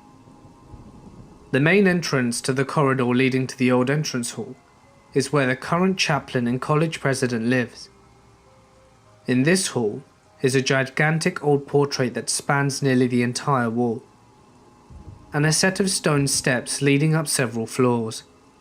I am currently minoring in history and majoring in English, and I've always been attracted to the ghostly. And after hearing about the rebellion in 1798, I decided to contact a few ghosts myself with this shitty app called Ghostbox E1 Spirit EVP. Only a few lecture halls located at the stone steps are generally not in use, but they are available for booking and are often left open. It was about 6 o'clock in the evening. I sat at one of the lecture desks overlooking the front lawn of the college, in a lecture hall which I gauged to be roughly around the steps of the old entrance of where the people were killed. I tried for 4 or 5 minutes just asking the app different questions, and nothing was coming through. It was raining, and the room was kind of dark, and I was creeped out a bit. But I wanted to have something to tell people. I was asking the usual, "Is anyone here?" etc., and eventually I got a very faint voice saying something.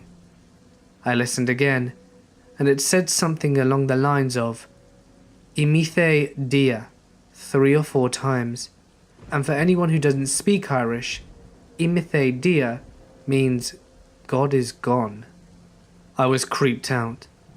You have to remember that the priests would have been speaking Irish a lot at the time, but I hardly imagined them saying God is gone. I was packing up my bag out of fear when the door I had just come through opened by itself and slammed shut. I froze. I couldn't move, and my blood honestly felt like ice. All I could hear was the pitter-patter of rain in the distance. I stood beside the desk for a minute before I started leaving again. I made it through the door and out onto the landing and started walking down the stone steps. I was shaking with fear, mind and my vision all gone weirdly black with fright. When I was on the next landing down, ready to go onto the next stone steps, the door I had come through started violently banging over and over. There was a man screaming very, very loudly. The words were incoherent, but let me tell you, the scream was blood-curdling.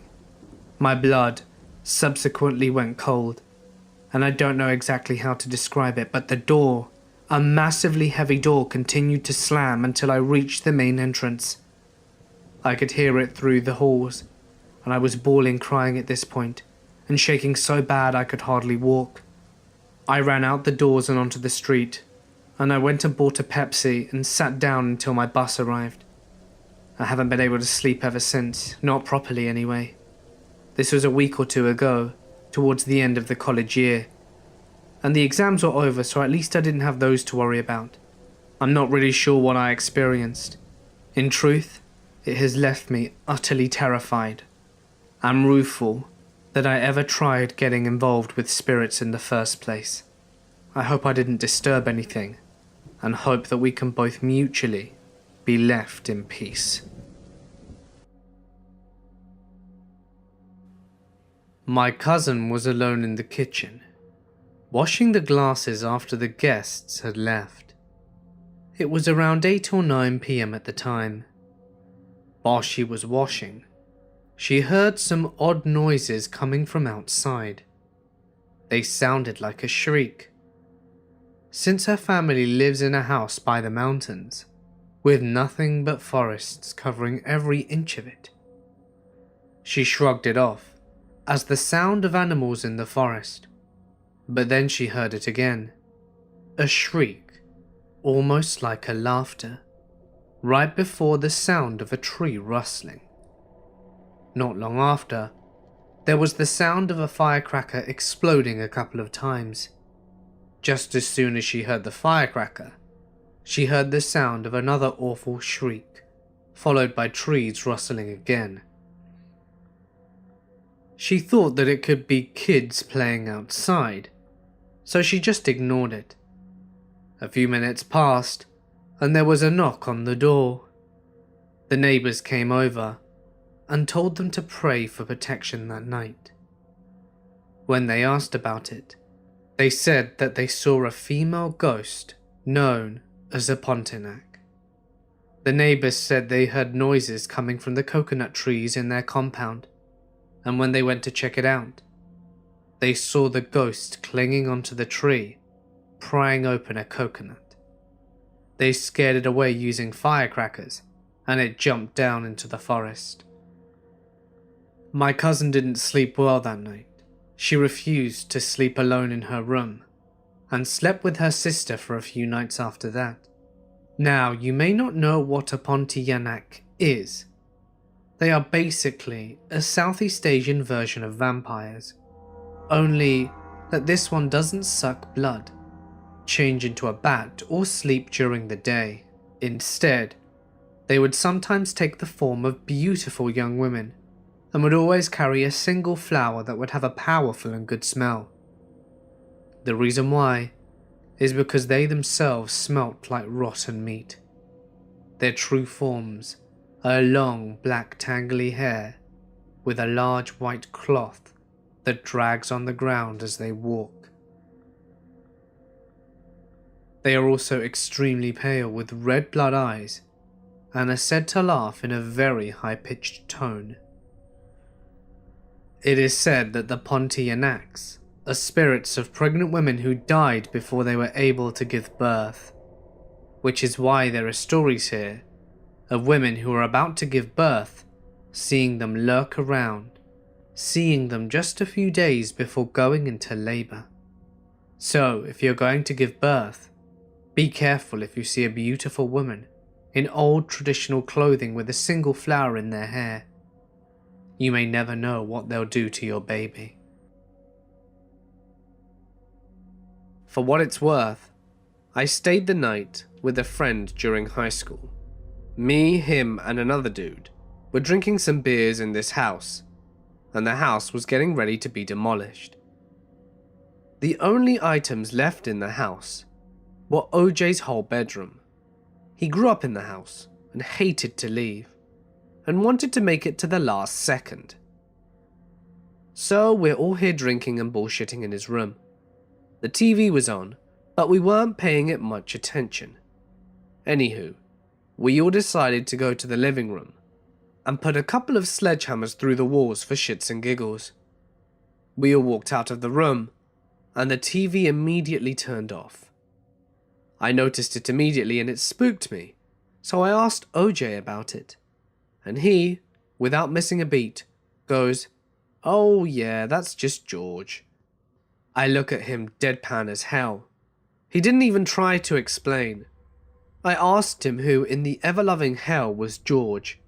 Naturally, George is the man who built the original house and was driving his kids in his dump truck, and had the back end raised in such a fashion that they could stand really high in it. Well, long story short, they got decapitated on a railroad overpass, not but 200 yards from the house down the country road. So George hung himself in the attic. And not only did he hang himself, but the attic is only about 5 feet in height, so that dude put a rope around his neck and lifted his feet high enough, yada yada yada, you get the point. So he went on about the other shit that George and the kids would do around the house. Stuff out of place, doors and windows opening, closing, the usual weird ghostly shit, right? Well, I didn't believe a lick of this paranormal bullshit, even with the TV going off in front of me. But old OJ looked at his clock, and it was around 3:45 in the morning. He looked at me and said, "At 4:04 exactly, you'll start to hear intermittent tapping noises, always in twos. Tap tap, pause, 5 seconds, tap tap." Yeah, whatever, OJ. Anyway, when the clocks hit 4:04, tap tap, tap tap. Me and OJ and Nate were all in the same room. I could see their hands and feet, anything that could be used to make this tapping noises, and it very clearly wasn't them. I turned white. I mean, I was turning whiter than a ghost when I realized that it just might actually exist. And OJ just looks at me very nonchalantly and goes, "Told ya." The most bizarre thing about it though, you couldn't pinpoint the noise. It was everywhere and nowhere at the same time. The sound wasn't directional. It was like it was off in the distance, but you couldn't move closer or further away from it. It was just there. Tap tap. Tap tap. Needless to say, I refused putting a hole in any of those walls with a sledgehammer. I also did not sleep, and I also got very, very, very drunk after that happened. Still don't know what to think, to be honest, but that's some serious shit, I tell you. I'd just like to add, I went into the attic where George hung himself. I like to think myself as a very stable person when it comes to dark, cold, confined spaces. I don't get phobias or nervous really, but to this day, I have never experienced such a dark, cold feeling down to my bones. You could feel the energy in the room. It felt as though it was sucking the life out of you. It took me 10 seconds before I came sprinting down the stairs in sheer terror, and decided not to go back up there for the rest of the night. Here's something else that happened. My friend Lighty and I would go to his parents' farm property all the time with a gator and just explore the 140-acre property pretty regularly a few summers back. As we would come and go, we'd chat with the few farmers that sharecropped the land, that was about 4 or 5, and we'd bullshit with stories and whatnot. Now these guys certainly have a sense of humour, but weren't joking one bit when they were telling us about the old lady. So Lighty's grandparents had purchased the land from the bank after an older lady had passed away whilst living in the tiny 1920s Depression-style shack on the property. 1 room, 4 windows, and it was falling apart. Scary as shit. The typical old farmhouse, right? Well, we noticed a trend in the farmers' stories, or at least one in particular. They all spoke of seeing a woman, an old woman, staring at them through the windows at times. Now, I live my life as the devil's advocate. Each farmer I ask the same question to. Which window? My thought is that they're all bullshitting. They're named separate windows, right? Makes sense. Nope. Each had the same response. All of them. I was baffled. I should note that all of these farmers also don't know each other, all from different local neighbouring towns, but still were not in contact with each other. No corroboration. No slick, clever, let's try and scare the shit out of these kids type of scenario. No possibility of it being a lamp in the damn window. Can't be that easy. Still never stopped us from going out onto the damn property. I guess Sue never minded either. That's what we named her. Sue, the window ghost. When Lighty and I were driving on that same property, 2 blue orbs rose out from a water tank in a small creek, and just floated down the creek. It was about the size of a baseball. Apparently, Lighty's grandfather told stories of the same 2 blue orbs, as well as multiple people in that county. It was like some urban legend we'd not heard of until we were told by Lighty's father, who eventually filled us in. It apparently happens all over the place, but only in this county, and in this creek. So bizarre. I lost my mind watching those orbs float into the air, travelling at the same speed as the water. I'll never forget it, and we never said another word during the incident. This guy I know was alerted that a couple of houses were being broken into in his area, and he decided to buy a gun, in case things were to escalate. He recently had a daughter and wanted to ensure his safety and theirs. A couple of weeks go by, and he's getting Chinese food on a Friday night, and as soon as he leaves, he sees this car tailing him. He decides it's nothing. Florida drivers are terrible, and keeps it moving. After multiple turns, he notices that the car was following him. Eventually, this escalates to the car honking and flashing their lights. And at this point, he is speeding, freaking out and worried. He gets to the house safely and runs inside with his baby and wife. He tells them to hide in the bathroom as he gets the gun out from under the bed. As he's locked the front door, he hears someone walking on the lawn slowly. The person knocks on the door, so he screams, "I have a gun and I've called the police, get off my property." A couple of moments go by, and he hears this frightened voice say, "Sir, you forgot your fried rice." Hey guys, it's Mort here, and thank you so much for listening. Wishing you all a very lovely Saturday night. I just wanted to apologize again for the glitch that happened the other day, and explain it a little. So what happened is that the video 2 days ago didn't publish properly. Next to no one got notified about it, and it appeared without a thumbnail, and wasn't visible on the video section of my channel. Only if you searched for it, which was extremely odd, did it appear. Of course, this meant that very few of you got to see it. So I ended up having to delete it as YouTube didn't help me fix the issue, and then I had to re-upload it. You know, when I tried contacting YouTube regarding the issue, they sent me this generic message saying that if I wanted my subscribers to see my videos, they had to click the little bell icon.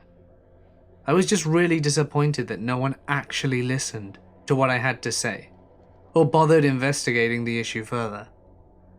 But anyway, that was yesterday's video, and I just hope we don't have a repeat of that in future. But just in case we do, I'd really appreciate it if you could just hit the little bell thing, and that means you should be notified every time. Remember that most of the official Mortis Media merchandise will be disappearing in 4 days' time.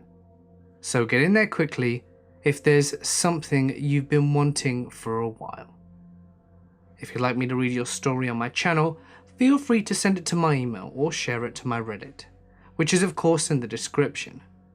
Please make sure to include as much punctuation and descriptive language as possible, as it maximizes the chances of it being read. And don't forget to check out my Instagram and Twitter. But anyway, for now guys, I'm going to sign off. Stay awesome, and I'll see you in the next one.